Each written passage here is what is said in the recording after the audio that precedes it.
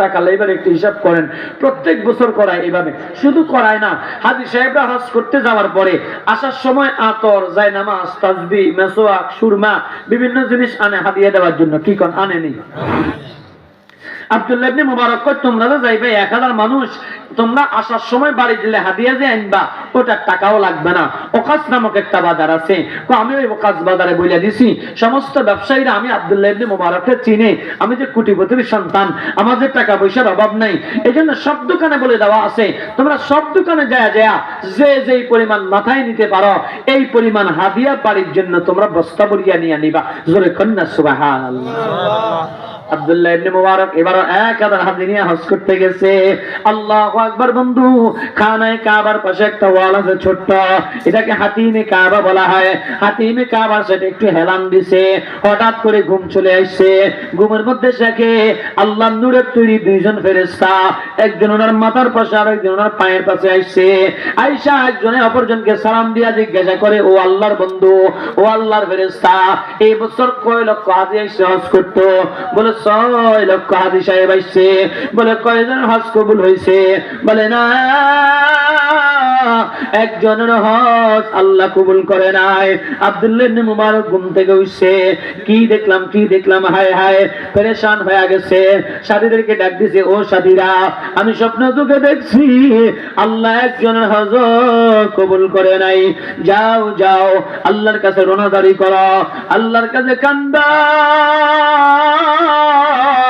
আল্লাহরে বলো, তওবা ইস্তেগফার করো, আল্লাহ যেন আমাদের হজ কবুল করিয়া নাই।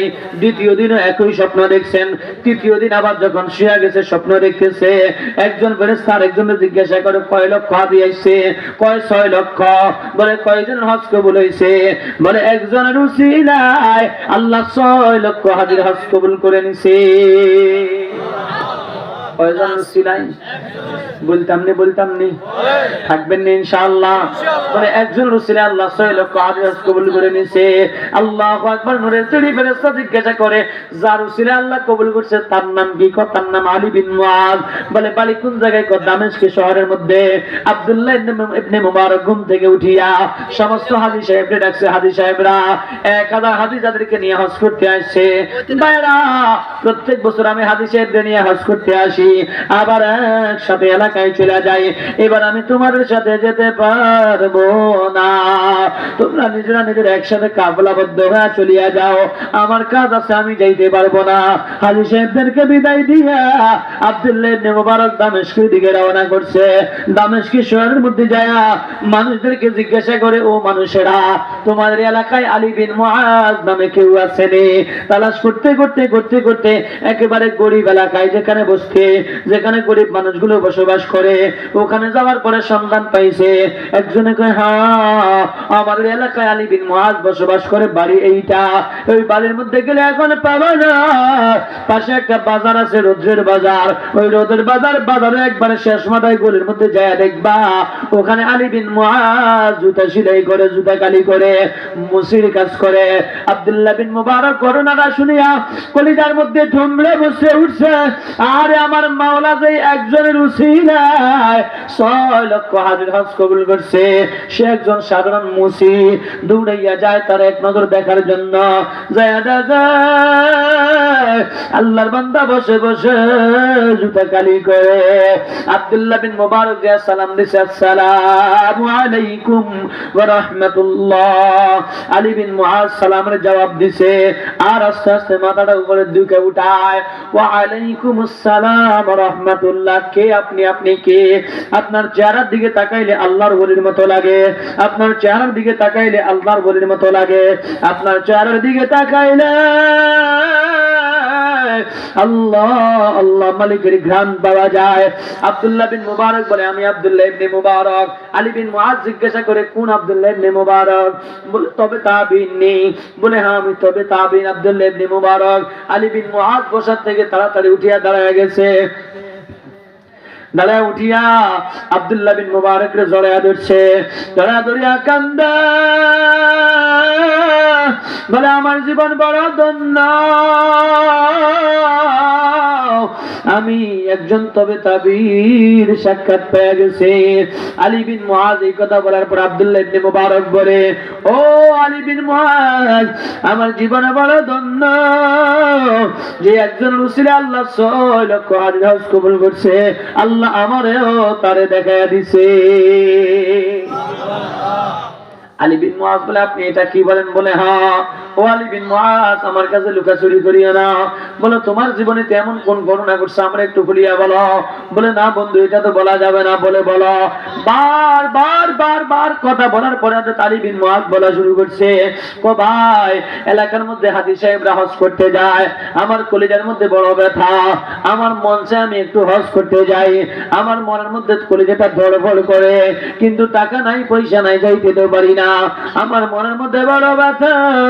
হাজী সাহেবরা যখন হজ করতে যায়, আমার এই রাস্তা দিয়ে যখন তালবিয়া পড়তে যায়, লাব্বাইক আল্লাহুম্মা লাব্বাইক, লাব্বাইক লা শারীকা লাক লাব্বাইক, ইন্নাল হামদা ওয়ান নি'মাতা লাকা ওয়াল মুলকু লা শারীকা লাক। বলে, এভাবে তালবিয়া পড়তে যখন যায়, আমার কলিজার মধ্যে বড় কলিজাটা ব্যাকুল হয়ে যায়। আমি যদি হজ করতে যাইতে পারতাম, আমার মাওলার কালো গিলাফটা যদি ধরতে পারতাম, আমার নবীর রওজা যদি জিয়ারত করতে পারতাম, মনে বড় আশা ছিল যাব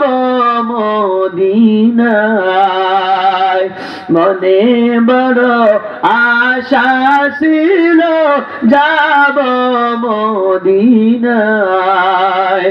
সালাম আমি করব গিয়ে, সালাম আমি করব গিয়ে মদিনার বাদশাহ, মনে বড় আশা ছিল যাব মদিনায়। ও রুদ্রবাজার এলাকার মানুষেরা, আপনারাও যেতে চান কি চান না? আরো জোরে কন। আল্লাহ সকলকে যাওয়ার তৌফিক দান করুন, জোরে বলেন আমিন। আব্দুল্লাহ বিন মুবারক বলে, কি হয়েছে বলো?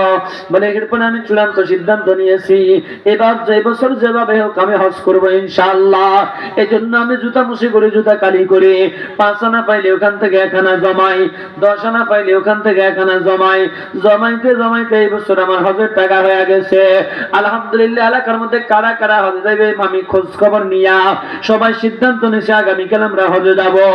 রাত্রেবেলা বাড়ি থেকে যার বাসা বাড়ি থেকে বিদায় নিয়ে মসজিদে অবস্থান করব। এরপরে ফজর নামাজটা পড়িয়া মুসল্লিদের থেকে বিদায় নিয়ে আমরা একসাথে রওনা করব। আলী বিন মুআজ বলে, বাড়িতে গেছি বউর কাছে বিদায় নেওয়ার জন্য, যে কই বিবি আমার টাকাগুলো দে, আমার বিদায় দাও। বিবি বলে, স্বামী আমার, আপনি তো হজে চলিয়া যাইতেছেন, দীর্ঘ সময় পরে আসবেন, আমার পেটের মধ্যে আপনার বাচ্চা, আমি হামেলা, আমি গর্ভবতী, আমার একটু গরুর গোশত খাইতে মন চায়। আলী বলেন, আমি এত রাত্রে গোশত কই বাবা? আমার স্ত্রী আমার বাড়ি, পাশের বাড়ি আব্দুর রহমানের বউ রান্না করতে আসে, বড় মনোমুগ্ধকর ঘ্রাণ আসতেছে। আব্দুর রহমানের বউ কারোরে খালি হাতে ফিরায় না, ধরেন এই বাড়িটা নিয়ে যান, তার থেকে একটু গোশত নিয়ে আসেন। আলী বিন মুআজ বাড়িতে গেছেন, যে ছেলেদেরকে ডাক দিয়েছেন, ও আব্দুর রহমানের ছেলেরা দরজা খোলো। দরজা খোলার পরে দেখে এতিম সন্তান কান্না করতে করতে বের হয়েছে। বাবা কেন কান্দ? কয় না, মা বলিয়া দিছে ঘরের খবর আলী শাসনে বলা যাবে না। ঠিক আছে, যদি না বলো ধরো বাটিটা নিয়ে ঘরে যাও, তোমার মাকে দাও, বলো তোমার কাকিমা একটু গোশত খাইতে মন চাইছে, তোমার কাকিমার জন্য একটু গোশত যেন দিয়া দেয়। আর শুনো, খবর শুনো, তোমার মার কাছে সালাম বলিও, কাকা হজে যাইতে আসি, ওখানে যে আমি তোমাদের জন্য দোয়া করব, মদিনার বাদশার কাছে তোমাদের সালামটা পৌঁছায়া দিব। সন্তানটা বাড়িটা নিয়ে তার মারে দিছে। মা বাড়িটা নিয়ে ডাক দিয়া কয়, আলী ভাই, আজকে যে গোশত রান্না করেছি, এই গোশত আমি তোমার দিতে পারবো না। ও বোন, কেন দিতে পারবা না? বলে যে এই গোশত এখন আমি রান্না করছি, এই গোশত আমার জন্য খাওয়া যায়, কিন্তু তোমার জন্য খাওয়া যায় হবে না। কারণ কি? কারণ কি? তুমিও তো মুসলমান, আমিও তো মুসলমান। বলে মুসলমান হলেও কি হবে, আমি আজকে যেটা রান্না করছি এটা হারাম।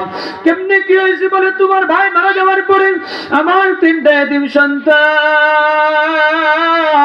এদের পিছনে ভরণ পোষণ দিতে দিতে আমার যত টাকা ছিল সব শেষ হয়ে গেছে।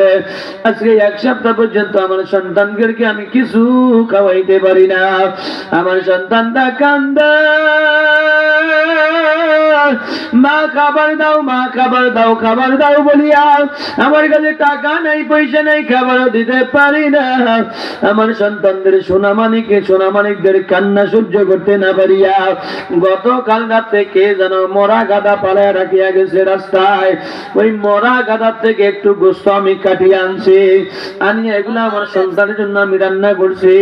ও ভাই, এ হারাম আমাদের জন্য, মৃত্যু থেকে বাঁচার জন্য, জীবন বাঁচানোর তাগিদে যদিও কিছুটা জায়েজ হয়, কিন্তু তোমার জন্য জায়েজ হবে না। আলী বলে দাঁড়া দর্দি আব্দুল্লাহ ইবনে মুবারক একটি ঘটনা শুনাই। আমি বললাম না, এগুলা ফালায়া দাও, এগুলা খাইও না, আমি আনতে আসি। দৌড়াইয়া যা বাড়িতে যা বিবিতে বললাম, বিবি আমার হজের সবগুলা টাকা দিয়া দেন। আমি ওই টাকাগুলো নিয়ে বাজারে চলিয়া গেছি, যা লাগে বাজার সদাই করিয়া সবগুলা নিয়ে বাড়িতে পৌঁছে দিছি। বলছি ধরো এখান থেকে রান্না করিয়া খাও, তবু হারাম খাইও না। হজের টাকা ভাঙিয়া তাদেরকে দিছি। আমি আর হজ করতে পারি নাই, আমার হজ করতে পারি নাই। সাথীদেরকে জানাইয়া দিচ্ছি আমি আর যাব না। অনেক সাথী আসি আমার বাড়ির মধ্যে তাল্লাশি করবে, এজন্য আমি বাড়ি থেকে পালাইয়া গেছি। যখন সমস্ত হাজিরা আমার তালাশ করিয়া না পায়া হজ করতে চলিয়া গেছে, এর পরের দিন আমি বাড়িতে আইছি। আল্লাহু আকবার, আমি হজ করতে পারি নাই। মাওলার দরবারে কান্নাকারি করতে আসি, মাওলা গো আমারে হজ না করায়া দুনিয়ার জমিন থেকে নিও না। এই বলি আমি যখন কান্না করি, হঠাৎ করিয়া হজ শেষ করিয়া আমার এলাকার যে সমস্ত হাজী সাহেব হজ করতে গেছে সবাই হজ শেষ করিয়া আসছে। আল্লাহ আল্লাহ, আসিয়া সবাই একে অপরের সাথে দেখা করতে আসে, আমার সাথে দেখা করতে আসছে। আসি আমার সালাম দিয়া কয়, আলী এই কারবারটা তোমার হয়েছে নি? আমি কই কি হয়েছে? তুমি আমাদের সাথে হজ করতে যাইবা, নাম লেখায় আমাদের সাথে যাও নাই, কিন্তু হজ তো ঠিকই করিলা। বলে কি বলো, আমি হজে যাই নাই। আরেকজন কয়, আলী খবরদার মিথ্যা বলবা না, আমি তোমারে মিনাই দেখছি। আরেকজন কয়, আমিও তোমারে মুজদালিফায় দেখছি। আরেকজন কয়, আলী কানায় কাবা যখন তাওয়াফ করো আমি তোমার পিছন দিক থেকে কতবার ডাক দিয়েছি, তুমি আমার ডাক শুনলা না, আমাদের সাথে হজ করলো না, একা একা তো ঠিক হয়ে গেলা। আলী বলে, এরা কি বলে আমি বুঝি না। একজন দুইজন যদি বলতো তাহলে বুঝতাম, হয়তো বানায়া বলতেছে, কিন্তু যতজন হজ করতে গেছে সবাইকে আমারে কোনো না কোনো জায়গায় দেখছে, আমি কিছু বুঝি না। আল্লাহ আল্লাহ, আল্লাহু আকবার। সম্মানিত হাজরিন,